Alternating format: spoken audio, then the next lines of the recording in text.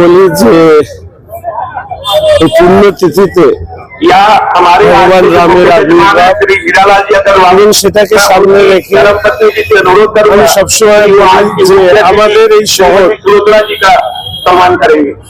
ছোট অযোধ্যা নগরীর রূপ নেয়। ফলে রাম ভক্তদের রামময় এই শহরে আজকে সবার সাথে মিশে থাকবে।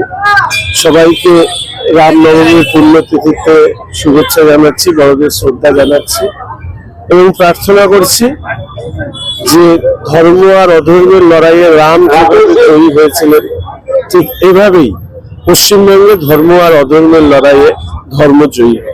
আপনাদের ধর্ণামঞ্চ চলছে, আপনি এখানে এসেছেন, ধর্ণামঞ্চ থাকবে না। আমি রামনবমীর কর্মসূচিতে দাঁড়িয়ে এইসব বিষয়ে মন্তব্য করতে চাই না। আসলে যারা রামকে নিয়ে রাজনীতি করতে চান তারাই এই ধরনের কথা বলে।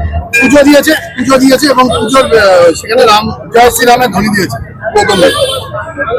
আরো করবে আগামী দিনে দেখতে থাকবে।